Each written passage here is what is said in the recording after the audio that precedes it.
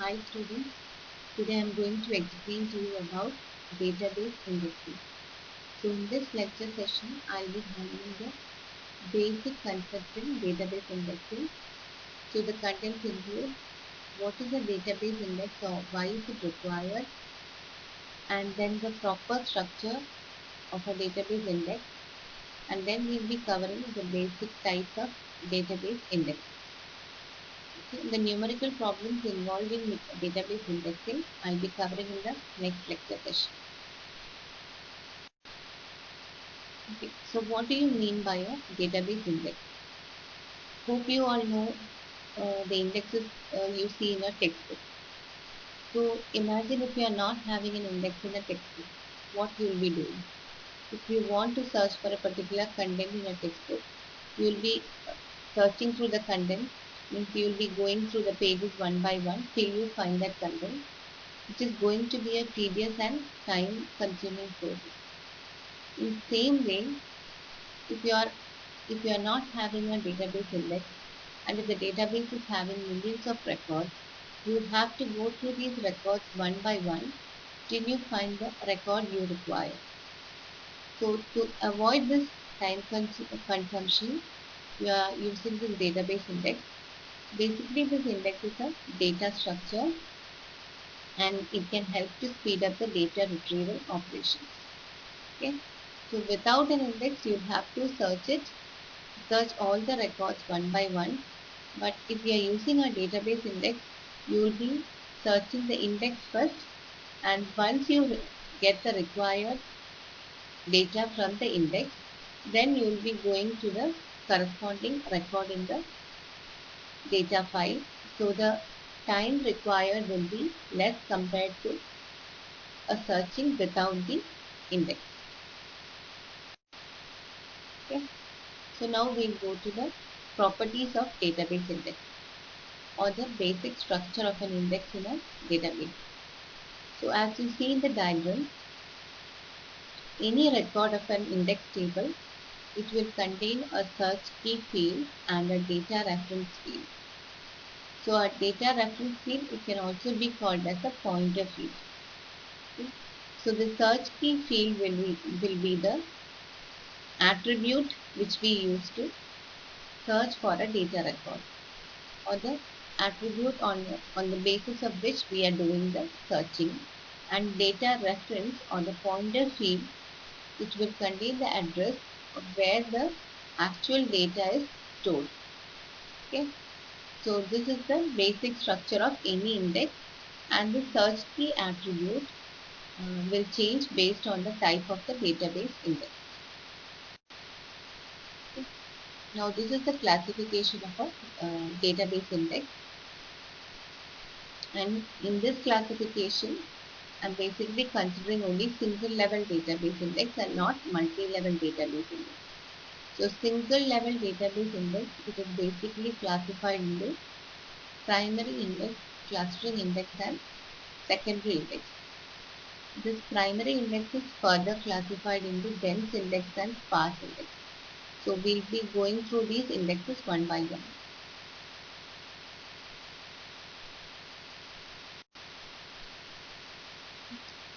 Next is the primary index. Okay. In primary index, as you have seen the structure of an index record earlier, there will be a search key field and then pointer field. So in a primary index, the search key attribute will be a primary key, and the pointer field will contain the pointer towards the primary key entry in the data file table, okay, or the data table. So there will be a one-to-one relation between the records in the index table and the data table, because as you know, primary key is unique and it will have only for each primary key there will be only a single record in the data file. So this is the basic structure of a primary index, and as you know, in the primary index, the index table and the data table will be sorted based on the primary key. So we'll be doing a searching based on the on a sorted file, which will increase the efficiency of the searching process. So the primary index is further classified into dense index and sparse index. And in this slide, we are seeing the dense index. So just see the diagram. It is showing the index table on the left hand side and the data table on the right hand side. So if you note, you can see that there is a pointer coming from each record in the index table to a record in the data table, and all the records in the data table are covered by index pointer entries. So that is why it is called a dense index, because there is an index pointer from every record in index table to every record in to each record in data table, covering all the records in the data table. So the number of records in the index table and the number of records in the data table will be the same. But if you see in sparse index, you can see that some records in the data table are left out without pointer entries from index table. Okay, so this is the main difference between dense index and sparse index, because here there are two entries in data table corresponding to alphabet U. So there is only one pointer for these two entries, and it is arranged in sorted order. So once you get an entry into UP, if you are searching for USA, you can do a binary search starting from UP to USA, which won't take much time as compared to a data table without any index. So in same way, if you are having multiple records having some same common attribute, like starting with the same alphabet or not, or so, you will be using this single entry for that group of records. So the number of pointer entries will be lesser compared to the number of records in the data table. So here finally you will get lesser number of entries in the index table compared to the entries in the data table. Here you can see there are 4 entries in data table and 3 entries in the index table. But in dense index, the number of entries in data table and the number of entries in index table was the same. Okay. Next type of clustering index is the clustering index. So in clustering index, what you will be doing is the search key will be a non-primary key attribute. In primary index, the search key was a primary key attribute, but in clustering index, it will be a non-primary key attribute, and it may not be unique.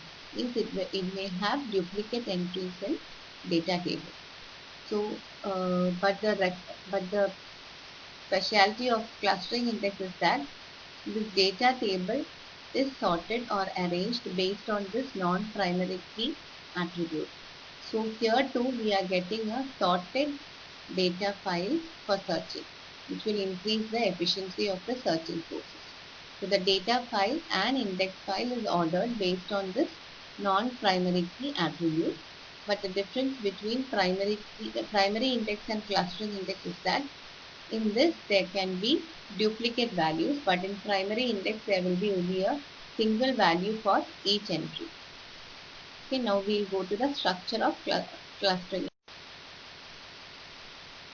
Okay, in this, just think of an example of an employee table. An employee table will be having an employee ID, employee name and so on.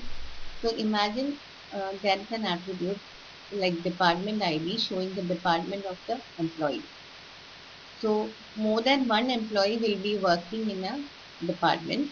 So there will be multiple employee entries having the same department ID. So in this example, you can see that there are 5 department ID entries, and in the original data record, there are multiple entries corresponding to same. Like there are 3 entries for department ID 1, around 5 entries for department ID 2 and so on. So there are around 4 blocks. These grouping of data files into group of records, that each group of records is known as a block. And the first record in a block is called the anchor record. Okay. So if in a block there are entries corresponding to more than one non-primary key, like more than one department ID, you can see that two index pointers are coming to block 1. But just note, these two index pointer entries will be going to the anchor record of block 1 and not to the beginning of record with 1 and to the beginning of record with 2. Both the index pointers will be pointing towards the first record or the anchor record of block 1.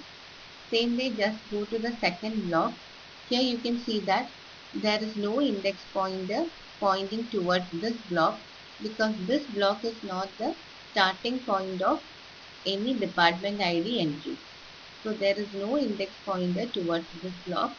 Then you can see in the for the third block there are two index pointer entries from department ID 3 and 4. So because that block is the starting point for department IDs 3 and 4 respectively.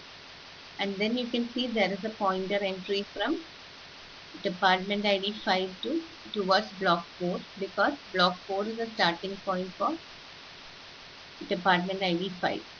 Okay. But there too, the index pointer is pointing towards the anchor record or the first record of block 4. So that is the main thing to note in clustering index. The pointer will be pointing towards the block anchor record of each block corresponding to that particular non-primary key attribute. Okay.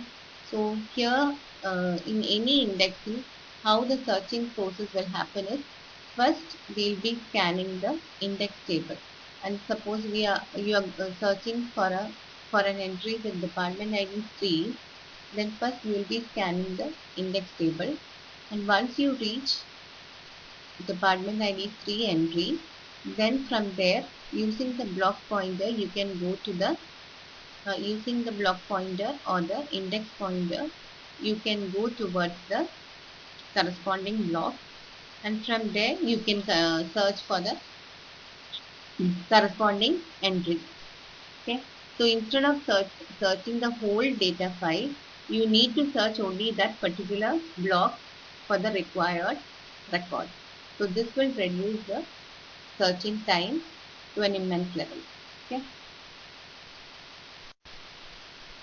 Next is the secondary index. So till now we have studied primary index and clustering index. But both primary index and clustering index, we heard that the data file is arranged or ordered based on this search key attribute, which was either the primary key or the non-primary key attribute. But we got an ordered data file for searching. So the searching process was quite efficient in that. But in secondary index, the main thing to notice is that the data file is not sorted based on this attribute. The secondary index can be a candidate key which is having a unique value or a non-key field with duplicate value. But this index will not be the basis for arrangement of records in the data file. So the index table will be a sorted file, but the data file will not be a sorted file. It may or may not be a sorted file, okay, based on the attribute we are considering as a secondary index. So just see the example. Here you can see that the index field value, it is showing 1, 2, 3, 4, etc. up to 24, and it is stored in the sorted order only. But just see the corresponding data file. In the data file you can see the index fielding is not in sorted order because that records are sorted on the basis of some other attribute, which is the primary key attribute. And in the secondary index we are not considering primary key for searching of values. So here the searching process will be not that efficient like the primary index or the clustering index, because we are searching an unordered or an unsorted file. Okay, so it will take more time compared to the other index. Next, we are going to multi-level index.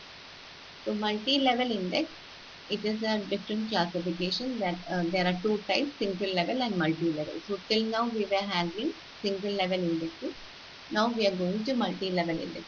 So this multi-level index, it will be required in cases where the database size is too large. So if the database size is too large, the index size will also be comparatively big. So if the index table size grows big, then we won't get an efficient searching process or searching performance, because the scanning time for that index table itself will be big. Okay? So in such cases, it is more efficient or effective to break down this index into several levels or several groups and into different levels. So the number of levels can be decided based on the size of the database. Okay. So just an example. Here you can see that the data file contains so many records, and in the first or the base level indexing, we have grouped the entries into like four groups, four in a group into four groups, and from there uh, or to that level we are getting index pointers from the second level. So second level table index table contains only four records, and first level is containing basically four groups, and from uh, each group we are having pointers towards the data file. So this levels of indexing, it can be increased based on the number of records in the data file. So that is so the main aim of multi-level indexing is to reduce the size of the outer level index. Here it is the second level index. So as um, we have to get the smallest size possible for the index table of the outer level, so that it can be accommodated in a single block. Okay. So as I said earlier, the numerical problems related to all these indexes I'll be covering in the next lecture session.